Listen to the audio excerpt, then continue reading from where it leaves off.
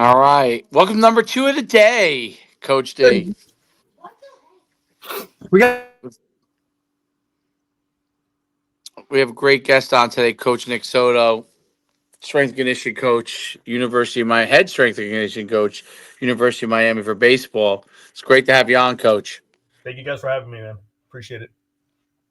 Coach, and, thanks for taking some time out of your day to really talk more about it. Obviously, you guys are in from a baseball standpoint, getting into your winter workout period. Um, first of all, talk about your career and how you got to this point and kind of your background as a strength and conditioning coach. Okay, yeah. So I guess like a lot of us, field athlete kind of led me down this path, right? Not being quite fast enough, not being quite powerful enough, and frustrated as hell. Played a little D2 college football. I'm actually more of a football guy and martial arts guy than I was ever a baseball guy. I played little league for like 2 years back when I was like 9, 10 years old, batting 11 out of 9, that I was that guy, like all the way down the bench, all the way at the end of the bench. And then I got on base and I could do a little damage, maybe a little bit, but that was about it. But yeah, so football was really, really like kind of my background, and then the from a training aspect, it was more of the martial arts. I was a taekwondo black belt. I was a Olympic hopeful at one point for that sport, and I was probably better at that sport than any other sport. But that the training that we did back then was really kind of cutting edge for the time, especially for that sport. We did a lot of kind of a lot of workouts that you saw from speed skaters, from track athletes, and I got exposed to that really early on, and I kind of developed and shaped the way I trained, and then I trained guys from there on in, and then I lasted a year in college, sucked, got pissed off because I wasn't getting played because whatever, and it's really probably because lots of injuries. I've had 10 knee surgeries, 4 ACLs, so that also kind of paved the way to towards this kind of a training environment. I just did a knee replacement like 3 years ago. So, Wow, you're yeah, young. damn. yeah. Well, I'm not that young, 46, but For a knee replacement. yeah. And Yeah, honestly, you had the lobby for that one a little bit. Like, hey Doc, like we're doing this. Yeah. oh yeah. yeah. It took a few years actually, because I've been wanting to do it since I was about mid-30s, to be honest with you. Yeah, me too. I'm in that boat right now, man. I've been lobbying for it for a good 2 years now, and I'm 38, so I get it. You feel me then? Yeah, dude. Honestly, it's the best surgery I ever did out of all my surgeries, shoulder replacement, everything else, and I haven't been happier. I'm about to do the other one actually. I can do things that I couldn't do for 20 years. So it's get yourself a good doctor, but if you get yourself a good doctor, man, it's worth it, man, and just stay on them, because honestly, I wish I would have done it at 37, 38. And now you're able to move. I know it's completely off topic, by the way. Only reason I'm saying is I have to get a knee replacement on my right knee. So you're able to do like pretty much whatever you want to do. Man, I'm doing depth jumps and drop jumps off 30 inches. Wow. I got to do the other ones. The other one's holding me back. Yeah, I'm sprinting again. I hadn't sprinted in over a decade. Like, I'm talking about at all. I sprint slow as hell. It's not like I was ever fast to begin with, but Right. But it's sprinting, right? It's not just jogging. Right. Damn. I'm lifting like I never lifted in the last decade. Like snatching, cleaning, heavy squatting, heavy lunges. I haven't been able to do a heavy lunge in forever. I'm doing Bulgarians with like 3.5 plates. Yeah, man. It's my God. awesome, dude. I'm telling you, you get that surgery done, it is life changing. Right. Wow. They do it with the robot now, right? They do it with the robot, and it kind of They got it. It's so advanced now. It's crazy. In 3 months, I was running. Yeah. Shit. No, it was Like- freaking awesome. It was freaking awesome. That's very cool. phenomenal. I didn't mean to interrupt you. I'm actually We've been going having through this it myself. That's conversation what, Nick, for so long. Like the two of us going back and forth about who's gonna get it. Like like it's just shit. That's hey, at least it's nice. Like to hear that. Like that's just on a different level. Yeah, luckily I had a young guy that's kind of like the number one knee replacement guy down here in South Florida. And when he saw my, he came in with the attitude of, you're not getting it done, because I've already talked to a bunch of other guys. I'm Of not course. doing, you're 40, I was 43 at the time or whatever it was. We're not doing your knee, And then once he saw the x-ray and the MRI, he's like, yeah, we're doing your knee. You know, Yeah.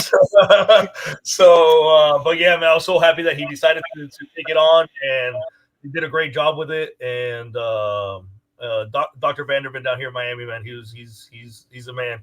It was awesome. That's really cool.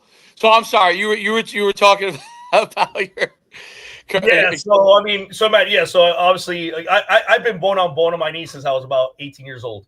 So it was a long time coming. 17 years old, I'm sorry. So a long time coming. I tried to play college ball through it. A lot of injuries, probably not that great of an athlete, but a lot of the training I did made me a little bit better of an athlete, and I saw that the proper training could really make a difference. I started taking on guys. I was still that guy that didn't really want to know how to quit. So I started coaching high school football. At the same time, I was still training, I don't know, jump somewhere, Canada. It didn't matter who wanted to take me, Arena League. And somebody take me, nobody would, obviously. But I kept training that way, and I started training guys under me, guys that were just, trying to make a high school team or college team. They start training with me. My brother that played at USF, him and some of the dudes started training with me. That's kind of how I basically just, at that point, my experience was honestly what kind of guided the training. It wasn't any kind of book knowledge or anything like that. Started the basic stuff of getting a certified personal trainer, certificate for what that's worth, and then just built it from there. Yeah. And yeah, it's not really, I didn't learn much there, but guys started having a little bit of success and stuff, and then they started bringing in other guys. And at some point, I'm like, okay, I got to take this serious. I'm going to go this route. Decided to stop coaching. Decided to build a facility instead. Myself and my brother, and we built our first gym, which was Elite U, which was athlete based, but we also took on basically anybody that wanted to train like an athlete, and then it just kind of blew up from there pretty solidly, pretty quickly. Went back on my master's in kinesiology, again for whatever that's worth as well, and but just kind of get going down that path. And now you're at the University of Miami doing baseball. So it's interesting as an ex football player, an ex taekwondo. Like when you start to train baseball players, what are some of the things that? And Miami's obviously a storied baseball program, right? Fantastic baseball program, tremendous success. Expectations are always very high. They're basically looking to win the College World Series every year if they can, and at least be in a hunt for it every year. Right. So what are some of the things that you really have to work on with your guys and in development? So basically, not a lot changes from athlete to athlete, from sport to sport, as far as just the basis of building an athlete, right? Building a powerful, explosive, capable mover, right? A resilient mover that's resistant to injury as well. Those standards for me have kind of become pretty standard across the board. I was in private sector forever. So because of Miami's, history and, being mostly from down here since I was about 9 years old, I wouldn't have taken any other job. I was pretty comfy in the private sector. But this was just an opportunity that I couldn't pass up. You said the story of this program, being able to be a part of that and bringing it back to prominence, it's really alluring. But yeah, as far as the training goes, about a decade ago, a few big leaguers kind of came to me and kind of liked the way I was doing things, and focused with the track portion of the training. Very very kind of like a sprinter's model towards teaching how to sprint and those kind of factors. The way we were doing, the Olympic lifts and stuff like that, they were like, okay, I want you to do that for a baseball guy. And I was like, all right, let's do it, and then we jumped in on it. And as we did it, I started realizing I really didn't have to change that much. I had to add a little bit more rotational force production, right? An ability to rotate, not lose any kind of mobility in the shoulder and elbow and that sort of stuff. But a lot of the stuff we do kind of adds to that anyways, right? As far as at least a mobility standpoint, when you're doing, snatches and cleans the right way, you're kind of improving that ability to get into these positions. You're not reducing any kind of mobility, right? If anything, you're strengthening a mobility range, which to me was really alluring to adding those kinds of lifts into a baseball program. And I had already worked with some quarterbacks that had seen a big jump in their throwing ability just from doing that sort of stuff. So I was all right, let's just take it over to the next level. Luckily, these guys were all on board with it. They were about it, and they had great results. Yonder Alonso was one of our first guys. he had been in the big leagues, I think, for about six years at the time we jumped together, maybe 5. The most home runs he'd ever hit was 9. Our first year to hit it together, he hit 29. So he tripled the amount of home runs in 1 year. I mean, there's other factors involved as well. It wasn't just a training. We wouldn't take full credit for that, but I'll take as much as I can there. Hell yeah. The other guy that jumped on board early on was Manny Machado, and they're brothers-in-law. And with him, I mean, he rolls out of bed and he's a 30 home run hitter, 300 hitter. Gold glove defense. There's not a lot I can do with him from as far as making him, superior in his baseball ability. But we made him a better athlete. We filled him out, and we've made him really resilient. He's been with us 9 years and really hasn't had a major catastrophic injury. Even though he's been close a few times, but we feel like the training has really helped kind of keep him healthy and keep him available for 162 games a year. And and then kind of the baseball world just kind of blew up for me from there. Not really trying to, not really expecting it, and then over the summer I got a call from and I couldn't say no. That's pretty incredible. I think what's really interesting about it as the really the speed explosive model and developing that speed aspect has permeated into every sport. I mean, baseball they used to send the pictures for mile runs, and I don't know how that was supposed to help them get better at pitching, but but that's what they used to do with them, and now that it's starting to everyone's realizing that speed, explosiveness, short bursts, developing that and then recovering is really what's going to help put distance on your home runs and or give you the capability to hit home runs but it's really that explosion and that speed development, and that speed in this case running the 100-meter dash, but the speed and bursts, right, explosiveness. That's the difference, which makes the baseball players become more explosive. Obviously, probably helps them get around quicker, all those kind of things on the ball, gives more velocity on their pitch, and especially in today's game where with pitchers, they don't. It's not like they're pitching 9 innings anymore. I mean, you're pitching until your speed starts to erode, and then you're out, right? So you need that higher end. The more higher end you have, the better off you are. Talk about how I don't know if you had any mindset shifts that you had to do with the baseball team or the coaches from an education standpoint and how you did things, or they just kind of follow everything you do. What are some of the things you have to do from that standpoint? Yeah, so with other organizations in the past, let's say like if I've been working on programming for like high school programs and stuff like that, there's still kind of a little bit of that kickback. Oh well, my pitcher's got to run. My pitcher's got to run miles or whatever it is. They got to run poles. They got to run 20 poles or whatever after they throw. And that's kind of been like a slow education. Like, listen, why? Okay, recovery. How is that going to recover them? Oh well, it's going to promote oxygen. Where's that going to promote? Blood oxygen or whatever it is that they're trying to get out of it.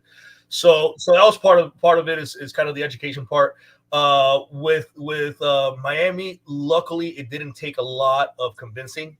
Last year I know they ran the heck out of these guys.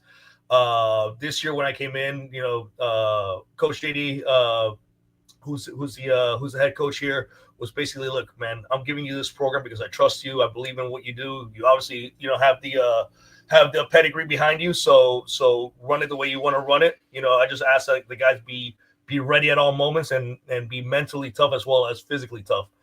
And I was like, okay, I don't believe in this long running stuff. I just want you to know that. And I'd rather give them quality sprints. I'm going to get just as much out of them if they know they got to do, say, 3 to 5 30-yard sprints on a laser than if they know they're going to get 15 30s.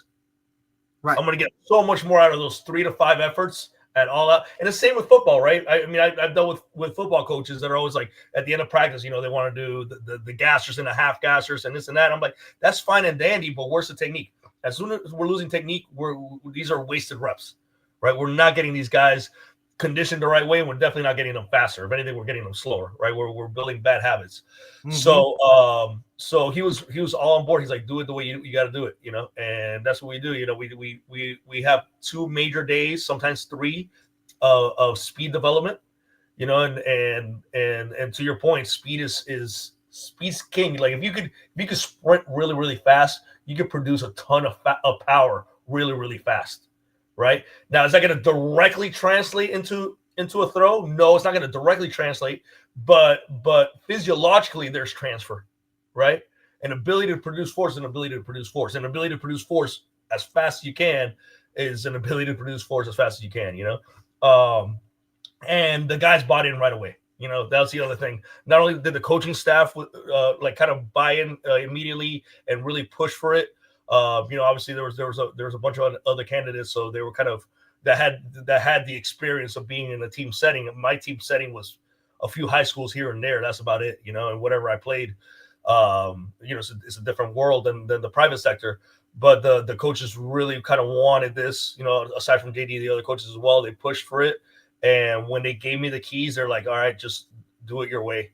This is what we fought for." So I was really really fortunate. I don't think everybody's as lucky as I am in that regard.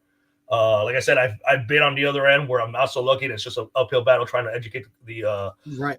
the sport coach on why we do things a certain way. But we'll have a really hard acceleration day. Typically, an acceleration day is there's some sort of resistance component before we're actually timing the guys. Then we time them usually on 30s. We'll get a 10-yard split out of the 30. It's just a standard, it's just like football 40. So there's no other reason for it than that. And it's a pretty safe distance where I can push it pretty hard, not really worried about too many hamstring injuries. You'll get one here and there, but for the most part, it could go at 100%. Rep in, rep out. You stop them between 3 to 5, and you should have gotten out of a hard training session pretty injury free and gotten a lot out of it. And then the resistance part will be resistant bounds. We'll put them on an extra genie line. I don't know if you guys have ever seen the extra genie line. It's a pretty cool kind of like resistance tool, and we'll accelerate on that. Partner resisted sprints, either moderately resisted or really heavy resisted, and everything in between. Then, like I said, we'll do that part. We'll do some kind of plyometric, and then we're in the weight room and we're doing the weight room session that usually kind of mirrors that, right? So if we're kind of like in a high strength block, usually the Mondays is when we're kind of going bilateral, both legs down, heavy squats, explosive trap bar deadlifts, that sort of stuff. Then when we come back, ideally on Thursday, and we're doing more top end speed, that's usually sometimes it'll be resisted. Usually it's not resisted, and we're really working on maximal velocity and trying to just improve the quality of maximal velocity, improve the quality of the sprint. And we'll do things like 10-meter flies, 60s all the way to 80s at full speed, that sort of stuff on those days. Do some more kind of like speed type of plyos those days. And then in the weight room, we're looking more of the single leg stuff, Bulgarian split squats, that's split, a kickstand type of deadlift, that sort of stuff. That's impressive. What I've really learned, and me and Derek have interviewed a lot of guys, and what we're obviously seeing is what probably the biggest trend in sports training and development is that it's more important to get that extra mile an hour on your sprinting, your velocity on your pass or throw. Your if you're like I use like shot putter for example, or weightlifter, right? The ability to develop that is more important, that explosion speed, than it is to do all these extra reps from a conditioning standpoint, because you don't end up getting better from the high end, and you're better off being at the high end long and doing that very well for the period of time that you need to do it, than you are trying to be really slow for a long period of time. Yeah. And that's the thing that I think is biggest mindset shift in sport coaches, because they thought that their sport was X or Y or Z, when it's really an explosive sport, and the most important thing is how you can explode, and doing those reps from that standpoint, which I think is really interesting. There's a quick story, and I'm curious thoughts on it. So many years ago, like when I was in high school, I did the decathlon, and I could throw a shot put pretty far. I threw it like 45 feet, 40. I think it was like 45, 46 feet, for a guy that was a high hurdler sprinter, and I was 215 pounds. But there was a kid who won the whole thing. He was his name was Darius Pemberton. He ended up being, he was a football player, but he ended up being the high hurdle champ at the University of Tennessee, NCAA high hurdle champ. And I think one year he was also the long jump champ. And he went and threw the shot put 48 feet. And he was about 160 pounds, Right. 165 pounds, soaking Yeah. wet. And what I learned back then that I didn't really know at that time was the fact that he is able to generate more speed at the point of release versus my power, my overall size and power was more important, right? And that's why he was actually able to throw further, if all things are being equal, meaning like the coordination of doing the Right. actual activity. But he was able to throw further because he was actually able to generate more speed at the point of release. Am I accurate in what I'm saying there? Because Yeah. Yeah. So like if you just look at power equation, speed is probably the biggest component in it, right? Um, force is mass times acceleration, right? Without the acceleration part, you would have all the mass. You can push all the mass in the world. There's no force, you know. So if you go back to like simple physics, it adds up, right? It makes sense, you know. And it's not to say that there aren't times that you don't want to focus on some heavy strength and some high strength outputs and really get those numbers up. That's not to say that the right amount of mass won't help in the overall equation. But right. as long as you can move it with the relative speed that you need to be able to move it at, right? And things like peak speed or peak velo in a movement are one of the things we'll look at. Let's say when we're doing like a hang power snatch, or even like when we're jumping on our force plates and stuff like that. You know, like what kind of peak velocity are you hitting? Right. And that'll determine a lot of the quality of your hitting and your throwing and all that stuff. You know, you got to have the horsepower. Without the speed component, you're not gonna have the horsepower. You know, no matter how big and strong you are. You know, I was actually one of those guys. Sort of got now it feels like I'm talking about myself as an athlete, and I was the furthest thing from. But this is the third time I bring myself up here. But I remember when I was playing football, I wanted to be like that 220-pound prototypical running back, right? I wanted to be 220. Like back when I was growing up, that was like the nice size back, 215, 220. I was really fast at 195 pounds. Once I got to about 198, I was really slow. Yeah. And no amount of training I could do that would change that factor. I just did not have the physiology to carry that weight. So when I got myself to 215, 220, I might have looked great. I might have looked like a football player, but I ran like, I don't know, I belong playing chess, and the mass did not equate to me being able to have the kind of force production on the ground that to offset that mass, and I couldn't overcome it, right? So I would have been a lot better off chasing more speed at 195, being a lot more explosive, having a lot more, force on impact at that weight than being a slow 220-pound running back. Just because I felt that was the weight I needed to be at, right? That's a great, phenomenal point. It's one of the reasons why I always tell athletes not to purposely gain weight. And we see it all the time. These guys have a number in their head that they need to get to, when in reality, that's just the number, brother, right? Like you got to be you got to be the fastest you can and bringing this much juice all the time. And just because you think that's a certain number, that might be okay for someone else. But for you specifically, like you need to be this. You got to find that area where you can create and generate that power but yet keep that same speed, because the second you go over it and you start to lose that, now everything that you've looked to gain, like you've just minused. Right. Oh yeah. 100%. Absolutely. And you'll get guys that do get better and do get more explosive and more powerful with the weight gain, right? Like, and of course. I doubt that weight gain is ever, part of the equation, although it may have been back when, let's say like a Barry Bonds, for instance, right? When he gained all that weight and started rocking home runs, right? But in his case, I mean, he's just a special athlete to begin with, right? So whatever kind of adaptation he was going to create with his body was going to lead him down that path.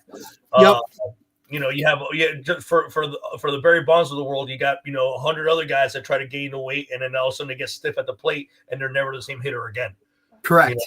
So that's always, and even with the guys here, we have that conversation. We've had a couple meetings. We had my first meeting with the guys was when they first got in, and then we just had our exit meeting out of fall ball, getting into kind of like the winter training. And there's guys like that were like I was, that are like I got to get this kind of weight, and it's like, okay, well, do you think you're powerful at that weight? Do you think you're explosive at that weight?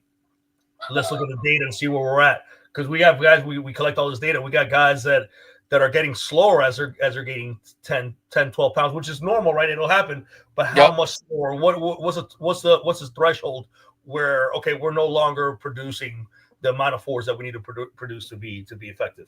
Is that something that could be studied to figure out what your maximum weight and then speed velocity ends up being, or if you're going specific to your sport, right? Like, how much size can you gain relative to how far you're hitting the baseball, for example, or pitching, for example? Is there something that you're able to measure from that standpoint, or is that not quite yet there science wise? Yeah, there's correlations for sure. Guys that are a lot smarter than I am, especially on the sports science side, have figured out some cool stuff there.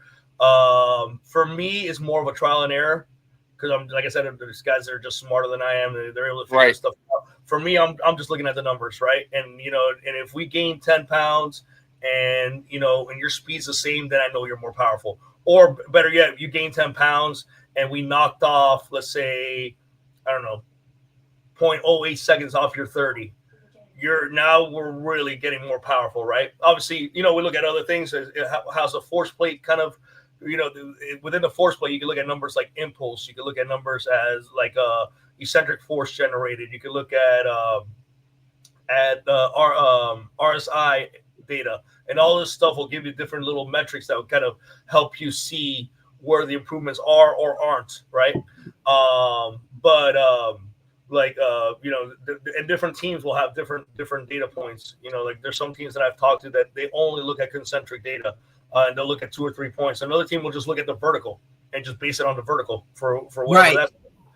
Other guys will really pay attention, and some research will sit there and pay attention to the eccentric kind of portion of the movement and seeing how they're loading that, and then they'll be able to find some correlations. Like there's some cool correlations between kind of that eccentric peak load compared to the eccentric average load and elbow injuries, and it's pretty staggering how well correlated it is, right? But if you stop and you think about it, if you can't block the front leg with a lot of force, and you're trying to overshoot it, then that could lead to more stress on the elbow, rather than like if I'm going to stand up real quick, but if you're able to really lock that leg and then let that thing whip you, now there's less stress necessarily on the elbow to get you to that velo. So more eccentric force makes sense to kind of save the upper body a little bit, right? Right. So if you start kind of reasoning it starts kind of adding up, right? But yeah, so we'll kind of look at all that data and just try to keep as many plot points trending in the right direction as possible, And I mean, and you coach track, so it's never linear, right? And we're gonna have dips and valleys all the way, but as long as it's trending in the right direction, I've been here since July, so I don't have a ton of data, but we collect enough data weekly that we're already seeing trends with guys, and we're pretty happy with it, But gaining weight is almost always kind of secondary to let's see where your power output's at. You could use things like Tendo units or Gym Aware or these kind of velocity-based training devices that measure the bar speed, right? And you can get a whole lot of cool adaptations out of those things, right? You're actually measuring how far. I don't know if you guys have ever seen this technology, but you're actually measuring how fast the bar is moving. Let's say on a squat, right? And then different speeds will create different adaptations, right? Cool thing about that technology is no matter what kind of adaptation you're trying to get out of them, when you're giving them real-time data, the athlete's always going to push as hard as they can. Oh, hell yeah. You're getting maximal intent at least, right? So because that number's showing up as soon as they're done. And and there's probably other guys around that are looking at that number. So now you're almost creating a sense of competition within the reps itself. And anytime we're competing, dude, I want to win. And at your level, obviously, right, or the level of guys that you're trying to create, like where they want to get to, like now you need to create that, and that's in them already as an athlete. Now you're just putting a number on it, visual. They're gonna push harder. Yeah, absolutely. So that's a really cool little piece of technology that there's a lot of companies out there that do it. It's not really that expensive anymore. Low barrier entry. I had it in my private facility for a number of years, and I'm using GymWare here at Miami. But you could get instant data out of the guys. You could get, you could try to push. Hey, you're lifting 315 at 0.5 meters per second. I want you at 0.8 meters per second, right? And I'm just throwing an arbitrary number, but you could get a little bit more scientific than that. There's a lot of really great research. Brian Mann is one of like the main guys that's kind of done the research on. If you guys could ever get that guy on, I highly recommend him. But he's done a lot of the research and a lot of the kind of like the formalities. He's I guess the godfather of VBT, and it's you can get some great intent out of the workout if nothing else, right? Right. But again, it always goes back to the same thing. Are we chasing kind of better force production, more quality force production, more explosive force production? I'll give you a really quick one. So there was a year, I want to say it was about 4 or 5 years. I think I want to say it was 4 years ago. We had a great offseason with Manny Machado. I think it might have been the first year that he was kind of training on his own, where it was always like a small group of 2 or 3 of us, and it was just basically just him and I for the most part. And it might have been 5 years ago at this point. It was the year that he had like just that crazy kind of that monster year. Yeah, that MVP caliber year. He got robbed, by the way. He that year we got him up to about 240 pounds. Not on purpose. We weren't chasing that at all. In fact, everything we were trying to chase was power and then speed strength. Like when we put the device on, everything was 0.6 meters and faster. On the relative lifts that we were measuring, and a lot of speed development. So long story short, he got up to 240 pounds. He ran the fastest he's ever ran for me that year. I think his 10-meter fly dropped down to like a 0.97. Which for him is flying. I think the most he had given me before that was like a 103, 104. He ran a 0.97 that year at about 10 pounds, carrying about 10 extra pounds. So we knew that he was fucking rocking. Oh, sorry. They was freaking rocking that year. You're good. And sure enough, he went in there with all the confidence in the world, and it showed, but he put in the work, and again, we're kind of freaking out, like, dude, my weight keeps going up. Dude, my weight keeps going up. And I'm like, are you eating right? He was eating great, but his body just reacted great to everything. It all kind of came together. And had he started slowing down, I would have changed the workout around. I would have been like, we got to adjust something here. We're gaining too much weight. But since everything was trending in the right direction, let's ride with it and see what happens, Well, I think that it is that balance there, and you start to figure out like what that component is to get the most out of them for what his size is, and it's an interesting thing. Like I remember playing and always constantly trying to figure out, like, am I still fast enough at this weight, or because everybody has a component that you're starting to slow down. Otherwise, you're gonna have to change position. At least in football, you would have to change position. Right. You have to go down to the line or something. But it's in baseball, it's interesting because velocity in not necessarily running, but in like pitching, right? Which you're always trying to gain, also can potentially lead to what you were talking about a little bit earlier is some form of overuse injuries, right? How do you train for that? Because that has to be a delicate balance that you have to do, especially with pitchers, obviously, with their arms. What is that kind of balance there? So basically, the training format, when they're not actively throwing bullpens and that sort of, kind of when they're kind of like shutting down, even though they're always kind of throwing a little bit, right? Even long toss or whatever. Usually, kind of all the long toss periods, I almost treat as non-throwing periods, since it's just part of just what they do. It's like going out for a quick 30-minute jog or whatever it is. I don't really Right. add it into the equation. We're trying to expose the tissue to stress. So that's when I'm really hitting them on, the hang power snatch, hang cleans, the guys that can tolerate it. Now, I don't make every guy do the Olympic lifts as scripted. If they lack some sort of external rotation for whatever reason. Then we're looking at other issues here, especially for a pitcher, right? You want to be able to not be limited in your external rotation. You want to be able to limit it in your internal rotation, even though a lot of them are. So once we get into kind of that nitty gritty, we'll vary movements a little bit. So maybe we'll do like a dumbbell clean. That's a lot less stress on the elbow, right?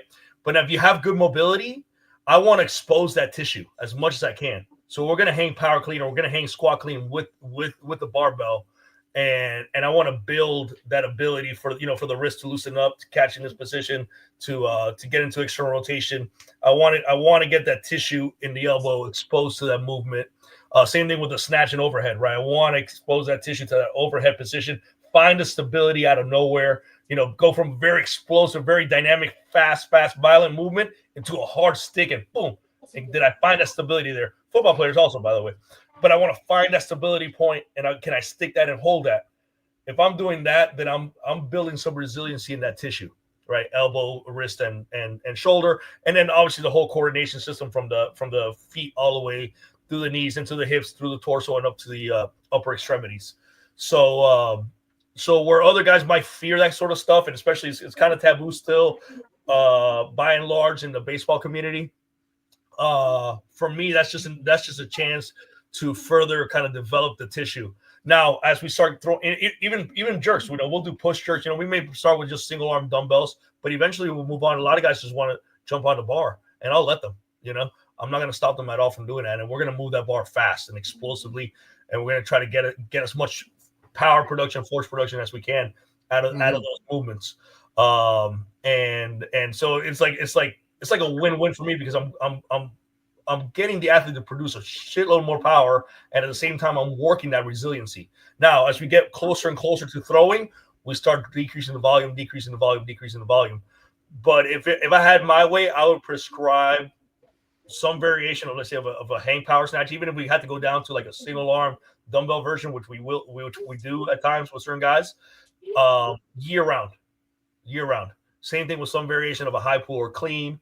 And then obviously the lower body stuff is the lower body stuff. We tackle lower body every single day, to some degree.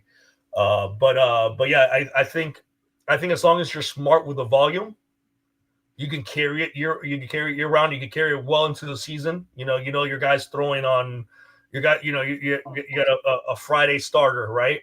Well, they probably should have done that on Tuesday, right? Or even Monday. They had Saturday, Sunday to recover. Depending on how they're feeling on Monday, either you're hitting them on Monday with it, or you're sprinting them on a Sunday and doing that on a Monday, or sprinting them on a Monday, doing it on a Tuesday. They have a few days to recover. It's micro dosing at that point. It's not micro dosing in the sense that you're going to give them every single day, but the total amount that you're going to give them is a little bit less, but the intensity stays on high, right? Because you still got to force adaptation somehow. So it's going to be a give and take between volume and intensity. If you're going to really drop the volume, the intensity's got to stay there, right? Now you're just kind of dropping that meter, and we don't want to do that. We want to keep pushing that meter up the whole time. So obviously pitchers you got to be a little bit more careful with, but I've written a lot of in-season programs for a lot of my pro guys, and we're doing those lifts the entire in-season as well. Again, microdose, right? So instead of doing, let's say we do like a 4 set of 3 of hang power snatch, followed by like a 3 set of 5 of squat cleans, right? Just to give you an example, we may just do 2 sets and 3 sets, or 2 sets and 1 set, or whatever it may be during the in-season, but we're still going to hit it. Absolutely. Well, if you're focusing on less reps, bigger recovery between reps, and just a high level of explosion speed, it does allow for you to be able to continue to train straight through, versus when you overload and then you need multiple days off. Well, overall, in the long run, by being able to train each day, even if it's less, it builds up much more than someone training and overloading them, and them not being ready to be able to take part again for 2, 3, maybe 4 days in the same capacity. It's also interesting, like the nervous system, how like it stimulates that, like the nervous system to start to react to fire faster, and that, I think that part's Yes. like one of the most interesting kind of I would say innovations in strength conditioning development, that the nervous system is involved in it. The nervous system was involved in that part of the training. So talk a little bit about that, like what you're starting to see there. Yeah, so it's actually interesting you bring that up, because one of my favorite things to do, especially with a sport like baseball, which I think it's just a low hanging fruit. I'm trying to convince more guys to do it. I think it'll take hold this year with us during the in season, but I've been trying to get my pro guys to do it for a long time now. Is those pregame lifts, really, because of that, to really prime the central nervous system. And it's not a crazy pregame lift. Again, it's 2 to 3 sets, 2 to 3 reps of something very intense, and it doesn't have to be the same modality. Some guys are going to react more to kind of a elastic type stuff. So you'll do like the snatches and some plyo box jumps, or like some depth jumps, right? Some other guys might really kind of like, the central nervous system might wake up because of a really heavy deadlift or really heavy squat, So again, but it's 2 to 3 sets, 2 to 3 reps, and you're out, and all of a sudden you are fired up and ready to go, and that can last you 2 to 3 hours. It's going to last you the length of whatever, your whole entire game. Like, yeah.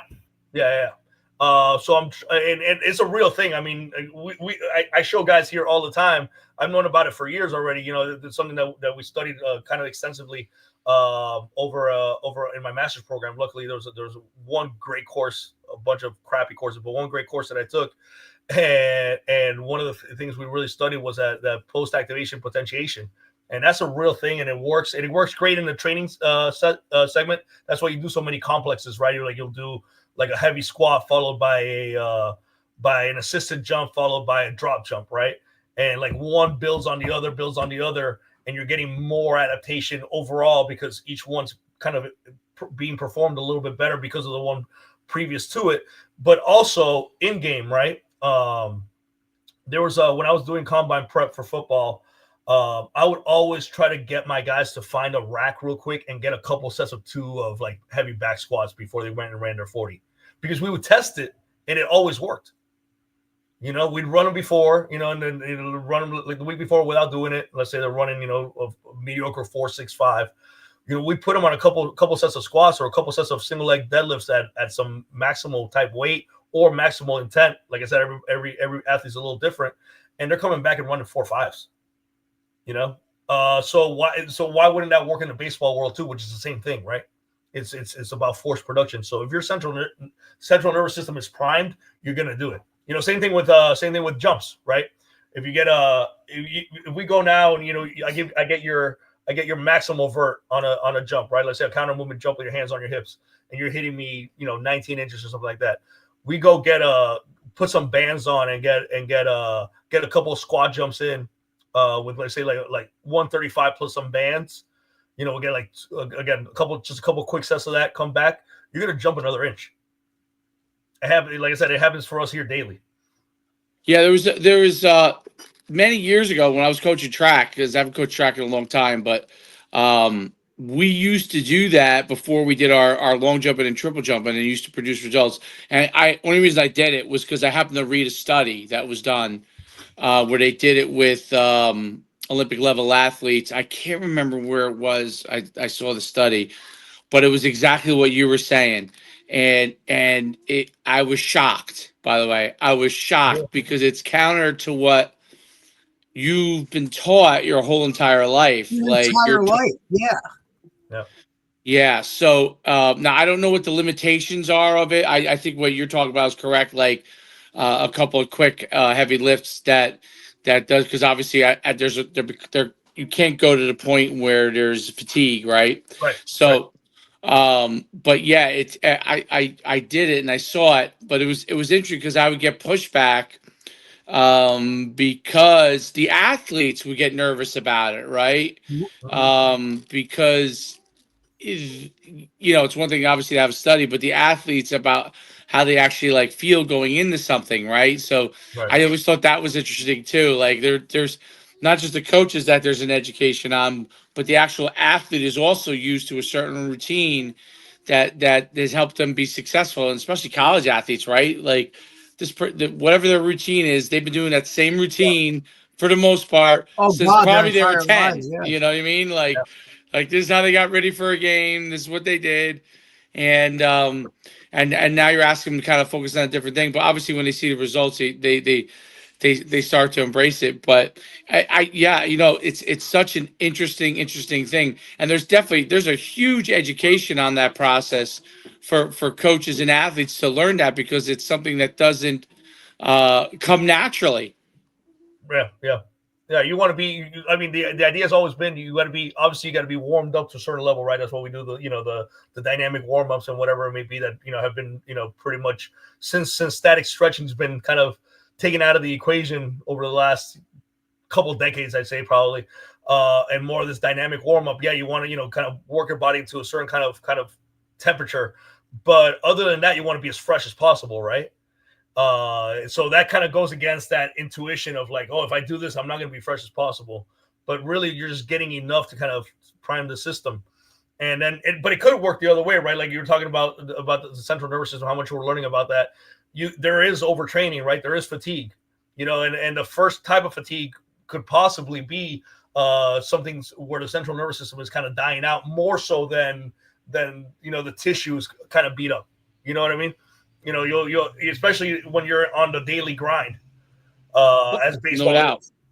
So you got to be wary of it, right? But that's why great testing tools have their purpose, and if nothing else, it tells you that, right? If I have a guy that again jumps 18 inches typically, peaks out at 19 and a half, and then all of a sudden, I have a week where they're jumping 17, 16 and a half.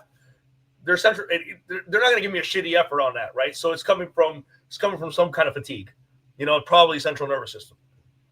Well, it's like this. I'm curious, Derek, and coach, this probably happened to you when you might have been coached in high school with coaches. And I played in the '90s, right, football, and we would get done with our linebacker warm-ups, and I would be like, "Is this guy kidding me? Now I got to go play a game, right?" But there was but there was a point.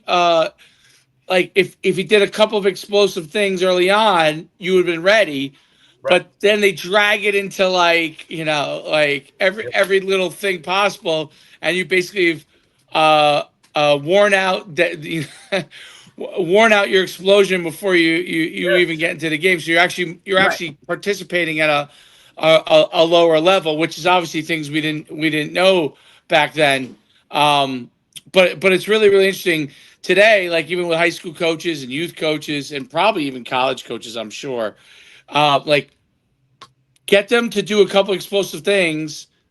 They're ready to go. You don't need to have an extensive level of warm up that is going to, in the end, because it comes down to what they think the routine should be versus what actually makes you a better player. And you really have to culture them out of that. Like, Dave, it's like we say over and over again, right? Like you coach the way you were coached, right? So a lot of these guys, I mean, Dave, how many times do we go like to a youth practice and it's like, okay, guys, get in your lines for warm-ups. Let's static stretch here, or let's do this, or you know what I mean? Like that's the routine that a lot of us grew up in.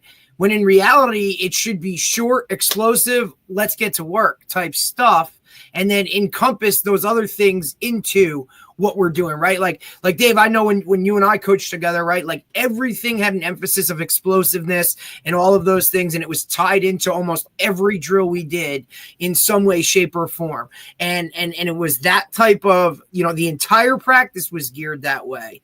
And it's unfortunate, but like I said, a lot of these guys just go with what they did or how they were coached. And that goes right, from the warm up to how they, condition at the end of practice, right? Like Coach, you said earlier, gassers and all this other kind of stuff. Like when they're not looking toward And especially football, where you practice way more than you play, you want those guys prime time, tip top, ready to go for that one game a week, right? And if you're crushing them on Tuesdays, Wednesday, Thursday, by the time Friday night comes, they're shot, they're done. Their body's fully fatigued, and they're never going to get out of the. So now you're taking an already okay athlete, and you're making them a below average athlete when they need every bit of that, especially at the high school level.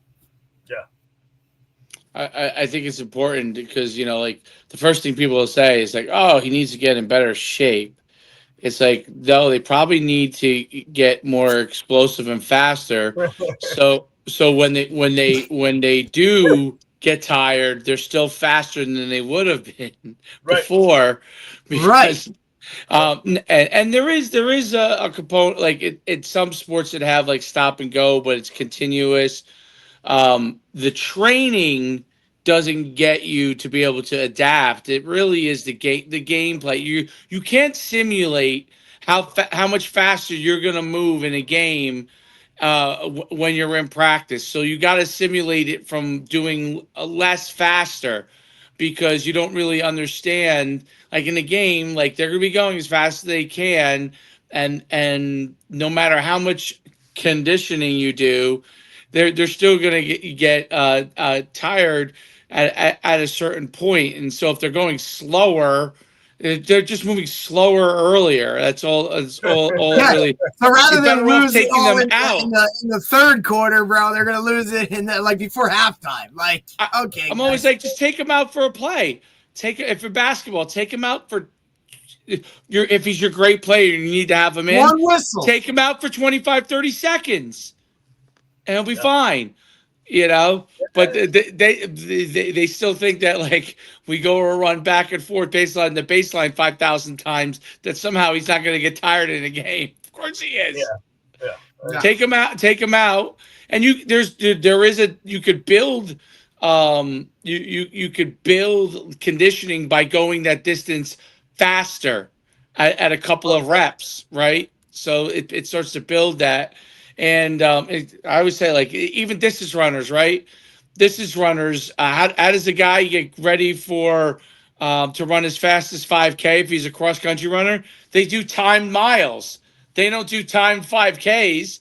They do timed miles, right? Because they're trying to get that extra speed in their mile time, because they know it's going to translate into a better 5K time, right? So even there, in events that are quote unquote conditioning events, they're still looking for more speed to be able to carry that through, because that's the higher end that enables you to do better longer. But it's very interesting because it's such a different mindset. And I can only imagine baseball players, because all their coaches, when they're younger, I'm talking about when they're in youth or in high school, those guys are definitely going to be in the higher end of backward, from a training aspect, versus football, where there's a direct, or track and field, or swimming, where there's a direct impact if you don't do those things correctly now, right? Tackle in the backfield, slower time in your 100-meter. You see a direct feedback. But in baseball, other than I would say, what you can start to prove to them now with pitchers, as far as, that's why you do see, like, how fast is he throwing the ball? That's where the gun comes in. How fast is the exit velocity on the hit from the bat, right? That's how you're starting to know now that those coaches have had to change their mindset, because people are and when I hear guys say, "Oh, that doesn't matter," I'm like, wait a minute. If the speed is faster, is it going to go farther? I mean, if he's got power with that X amount of power, what you call force, right? You said force, and then with X amount of velocity, it's just, if you're increasing his force and you're increasing his velocity, it's going to go farther. It's so funny when guys say that, oh, that stuff doesn't matter. It doesn't have an impact in the game. Well, yeah, it doesn't have an impact in the game if you haven't taught them the technique to hit the ball. But if you taught two guys the technique to hit the ball, and they're both doing everything correctly and exactly the same, the one who has more power, and more force and more speed, is going to win. 100%. it's all this goes back to also the other thing is like you said, sports like football, basketball, soccer. The amount of conditioning that you need is really, if you stop and think about it, it's kind of astronomical, and it's impossible to really get without actually doing it, right? When have you ever been like in really great shape and you go out and play a game of pickup basketball and you're 30 seconds in, you're like 30 seconds into this thing, I'm like, dude, I just ran 20 bleachers the other day. How am I dying on a because it's a start and stop and a jump and land and pass the ball and the focus and all this stuff. You can't train that, like unless you do it. Football is the same thing. Unless you're, you're going head to head with a guy and trying to get the guy off you and this and that. Like there's no simulating that. I can't do enough gassers that are going to simulate that, right? Especially right, and that's what I used to always.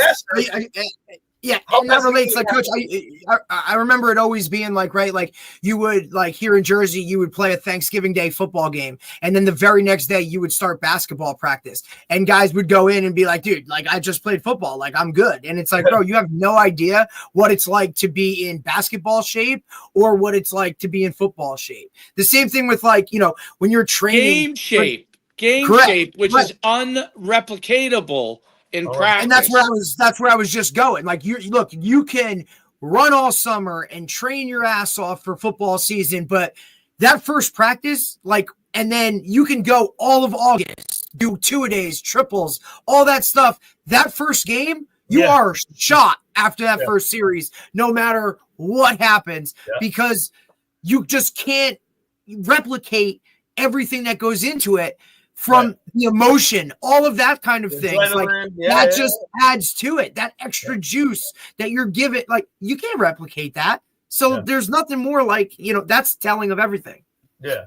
And then I'll take it to the baseball world where you don't need that much conditioning.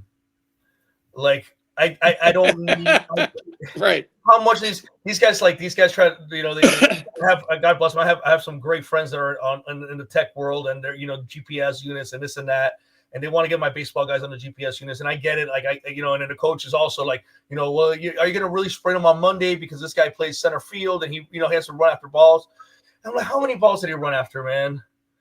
Like 6, like 8 in like 3 hours time span. 8 sprints in 3 hours, and how many of those sprints were really truly at 100%? 2, right? No, man, we're good. We could run them on Monday. Like that part hasn't caught up yet. I think I just need these guys to produce power over and over and over again with long periods of break. Now, I don't give them the long periods of break that they take in a game here, right? We want some tempo, and that's where we'll work the conditioning. We'll tempo it a little bit. We'll take the the minute rest per 10 meters on the sprint work and stuff like that, and we'll chase power repeatability, if you will. In the ninth inning, you're swinging the bat just as hard as you were in the first inning, which honestly shouldn't feel that bad anyways, because you got to be pretty relaxed when you're doing it. You can't be all tense when you're swinging the bat. So I'd rather chase power, right? So we have mobility and stability that go hand in hand, right? And that's kind of like our movement capacity, right? Because you can have all the flexibility in the world. If you can't control that flexibility, it's a pointless flexibility, right? Then we have basic strength or maximal strength, group that into a category, which will lead to resiliency, obviously, in the tissue, but it's also kind of like the precursor to power, right? Then we have power and speed that go together, right? Everything that's rapid force production, explosiveness, like you guys were talking about. And then we have skill of movement. Can we hit the right angles when we're changing direction, chasing the ball? Can we hit the right angles when we're accelerating, trying to steal second base, right? Those kinds of things. And that goes for pretty much for all our sports. You just kind of plug and play along the way. And then the very last one is conditioning. And honestly, our conditioning is, did we tackle it in the first 4? And then let the game take care of the rest. And like I said, for baseball, it's really easy. But I think if you really stop and look at it, for every sport, it should be that. Right? For soccer, right? Again, same thing. Soccer is a bunch of jogs with some sprints in between. And a whole lot of changing direction at half speeds, and then a few at full speed. You're not gonna get that like you're gonna get it in the game. So might as well just do it in the game. how many times, how many routes you have to run that you have to jog back, get to the line of scrimmage, run another route again. How many of those are going to go at full speed? How many times you're going to be a 4 and out, so you really had an off drive. So let the game take care of that. Yeah. We're running routes, they're going to be faster, and then the rest, and then speed reserve also, right? Because speed reserve, like you guys were alluding to, the speed reserve. If I can run faster than the guy next to me, I don't have to have output, like maximal output, as a slower guy that's trying to keep up with a faster guy. So my time's much better spent trying to be faster and trying to get faster, because speed reserve is a real thing, and you're always going to run as fast on a play as fast as you have to, But if Dion looked like he was jogging half the time he was running into the end zone. That's why you can play both ways. How many times did he actually hit his true intensity, top speed, 100% effort? He didn't have to. That's why he was so good, probably, right?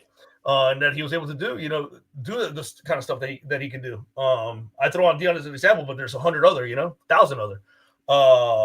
And then I'll give you one more thing on this whole kind of like training, like overtraining the stamina thing. Do you guys know who Vince Anderson is? Famous track coach. He was at Tennessee, then he was at Texas A&M. No. Really, really well known guy in the sprints world and in the track world. He's the kind of guy that teaches, like, it's kind of become kind of popular now to work sprinting as drive, phase, acceleration, transition, and then top end, and then maintenance of top end. He's kind of like the guy that kind of made it all just like, it's just 100 meters of pushing. You're just pushing for 100 meters. Does the body change angle as you're doing it? Yes, all this stuff, but you're pushing for 100 meters. And if at any point you're thinking about breaking it down into pieces, you're slow, right? He's also the one he's kind of one of the main guys that's kind of pushed forward the whole wicket thing. That's a little hurdles, and you're running over the hurdles, and you're just kind of teaching you the mechanics of upright sprinting and stuff like that. I'm sure you guys have seen that stuff. Yep, absolutely. Transition. I love wickets. The wickets are the greatest. Yeah, they're awesome. They're awesome. I love wickets. So he's one of the main guys that really pushed wickets through the 90s and early 2000s. So when he coaches 400-meter sprinters, he will hardly ever, if at all, do a 400. 300s is the most he does. Yep. And when a sprinter keeps insisting that they want to run a 400 with him, he'll either drop them or he'll get really pissed off. But 300 is all he needs. It's funny when I ran track. I was an intermediate hurler in high school, and even though I was 215 pounds, I ran a very good intermediate hurdles. And my father's training. He's a legendary track coach, and some of these things, you really didn't know that you were doing the right thing. You just learned from experience. Right. We never did more than 300 meters in our training, and his whole thing on the 300 meter when we were doing the training is that you couldn't simulate the pain of the 400-meter hurdles because you can't simulate that pain. Right. So what you had to do is sprint the 300 meters. He didn't care if you were dying the last 50 yards of the 300 meters. He wanted you to sprint the 300 meters as fast as you could, because he wanted your 300-meter time to be, or 200, to be much faster, so you would be able to feel better when you had to finish the end of the 400-meter hurdles. And it really helped. I mean, it was especially for someone who was a big sprinter like I was, because I was really a football player. Right. And it's interesting because a lot of these things now you're starting to see, like talking about the wicket training, like it's so valuable to just starting for that, to getting them to generate that stride length pattern and turning it over fast, and all of a sudden getting the knees to naturally come up, right? Where you could do almost everything else. It's very hard until you do that wicket training to explain to them how their knees should come up. But once you do it, they get it. They start doing it, and they start doing it in how they're sprinting. You know what I mean? And they carry it, right? When they start running with those wickets and they come out of it, and like, let's say they're sprinting an extra 5-10 yards or 10 meters, they carry it much better. They start to carry it more. But that's interesting, that point on the pushing in a 100-meter dash. I had never heard that before. It's really, really, I want to go look that up, because that's such an interesting thing. You're really essentially pushing the whole entire time. Yeah. And yeah, obviously the mechanics of it do change, right? As you're getting more, you're getting more upright, you're getting obviously cyclical and all that stuff, and then the motion becomes a little bit more but cyclical than kind of piston oriented. But really, if you're trying to break it down to like, now I'm accelerating, now I'm transitioning to top end, now I'm at top end, now I'm trying to fight not losing my speed. Right. Dude, you're eighth. You know, Yep. you're done. And for him, it's just like, man, I want my guys. Obviously, they got to understand, you know, the positioning changes as they go along. But I want my guys to think nothing but push for 100 meters. And it's worked great for him. But yeah, when he said it to me, I was like, oh yeah, because I was getting really into drive phase and acceleration, and for my team sport athletes, which is like, you know, like they don't need to get it. Like the drills, like the wicked drills, will solve a lot of that for me. Yep. Push as hard as you can into these cones, and then slowly climb as you go, and build the rhythm as we're going. You know, I'll tell you what's I found is crazy, and Derek hears me say this all the time. I've learned a lot of these things, obviously from listening to you guys and talking to them. But when I do these things with my 9-year-old son, I realize, oh my God, a lot of the stuff that I learned or was taught was really wrong, because when I apply a lot of the stuff that you guys talk about, we talked to Tony Holler. I don't know if you know who Tony Holler is. We talked to Tony Holler about. Yeah, absolutely. And once I dude, applied those things, Tony's been on twice with us, man. He's awesome, dude. That's awesome. Yeah. And you realize those things are these athletes respond to this a lot better. So it's better to go through that stuff now versus unlearning all the stuff they have to. You might get so many guys that you have to unlearn certain things, and it's hard for their mind to wrap their head around it, right? So it's easier to kind of get them to learn now, and they basically naturally do that now. They at 9 years old, they all want to play games. They all want to compete when they do practice. They all they don't want to. It's basically taking a lot of things from our childhood that you really wanted to do and applying it into the training. Like nobody wants to go and lift 15 reps, 5-6 sets. You know what I'm saying? Yeah. Right. They want to see how strong they are. They want to see how explosive they are. Right. And True. you know, so I think that's so interesting, and it's and now obviously, you know, it's really being applied, but you know what you're doing, you know, is really just it's brilliant. It's awesome. It's great to see it, and I can't thank you enough for coming on. No, man, I appreciate you guys. Thanks for the kind words, man. We're just trying to figure it out as we go, you know. We're just trying to figure out what, you know, get the guys as athletic as possible is the key, you know, and whatever we can do to get there, you know. Like you said, like 9-year-olds, 8-year-olds, they're the easiest to teach how to run with good mechanics. It's one cue and it's set. Like it's there for us already. We just lose it along the way due to habits and this and that and different differences of the sport, needs of the sport, right? Like football guys tend to run kind of really low, especially like the running backs and stuff like that. And it's hard to break them out of that habit. You know, like, hey, I need you to run tall. I need you to extend your knee, you know, and be relatively extended on ground contact, because we got to be down, you know, down low and stuff like that. So I guess part of it is just kind of like the nature of the beast that we're fighting against a little bit. But these young kids, man, if we could just keep them going through that, they're easy to coach. My 3-year-old daughter, like, she typically runs with really nice mechanics. You know, everything's kind of goofy, but still pretty, you know, right, you know, like correct. And she's naturally dorsiflex, you know, she naturally tucks underneath instead of a lot of back kick. And it's just literally just one little correction, you know, like pick your feet up a little bit, and all of a sudden it looks beautiful. It looks perfect, you know? So it's 100% correct. No, it's so it's so true. And when I see when I've seen in like other sports, like guys try to do like, I'm like, you shouldn't do gassers with these kids. Like, yeah, you're like, what are we doing? Well, you know, like if you want to run a one-time fast, short one for speed, cool. If you want to run them to like condition them, that's just not going to happen. They're like, what do you mean? I'm just telling you, you're teaching them the wrong things. You know, and it's and everybody looks at you like you're crazy because that's what they did at the end of practice, or that's how their coaches were, or, you know, like, I think it's becoming more common, but there's still a majority of coaches or anybody that does No. any type of whatever that are like, no, man, we gotta hammer it at both ends because that builds toughness and that does all this. Like, man, toughness comes when like you're trying to win 50 straight, and because you're winning because you've conditioned and done these things the right way to continue to do that, right? Or those types of things. So. But I mean, look, hopefully more guys see things like this and see the science based behind all of it, right? And because numbers don't lie. Tony Holler says it all the time. Like, you want somebody to believe in it, just show them numbers, right? And now it's, oh shit, we're going to do that because that's what we want to get to. So great point. More guys see the science of it. What's that? I said, I'm sure this kind of stuff drives him crazy. Because I mean, oh yeah.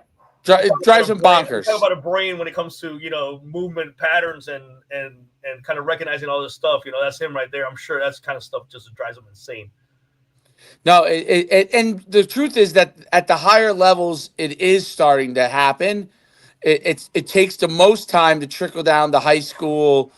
Obviously, almost forever to coach. By the time it trickles down to youth, it's already moved into a different thing. So.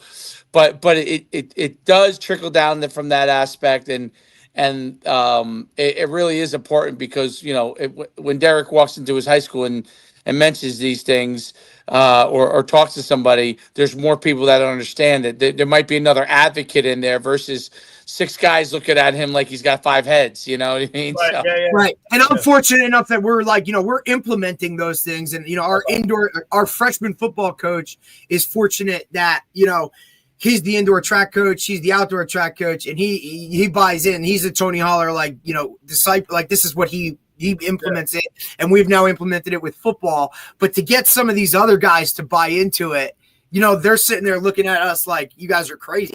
Like, what do you mean you're not doing this or you're not doing that? And it's like, just watch, man, because when you get this guy with your sport after we've had him doing it this way, you're going to start to thank us and you're going to jump on before you know it. And like you said, just show them the science and they'll start to, but they still have to see it. They see it because they just don't understand how it doesn't, that does. Really, what do you mean? Like, dude, look at what we're talking about here, right? Like, and now the injury prevention aspect of it as well. When guys aren't, coming up lame or they're not hurt, and look, and parents want to buy into it because now they're getting maximum without the injuries, without they see us. We're not out there in August running gassers in full gear because it's just not smart. Right. And now they're like, oh, he's getting look, their coaches are, but you still have a group of parents. Oh, those guys are soft. That's why they don't win games. Like, all right, buddy, just watch what comes of it, Yeah. So listen, I like, Coach, again, appreciate you taking the time, man. It's been excellent talking to you. Hopefully we can, touch base down the road and kind of say after you've had a full year of these guys doing it, you know what I mean? And then we'll get, we'll rally the troops and have everybody start to buy into this, man. Cause I think you're starting something within that baseball community that more than just individuals, now you're going to have the team-based aspect of it at a high level like That's where that expectation is there. I think you're going to start to open some eyes, buddy, and you're going to have some people calling you for sure. Awesome, man. Yeah, hopefully it happens after Omaha. Hopefully we get. Yes, sir. That's right. Yes, sir. We'll definitely jump on the next one then. Absolutely. Sounds good, Coach, man. have a great Thanksgiving. Enjoy the holiday. Same with you guys, man. Happy Thanksgiving, y'all. Thank you. Bye. Bye.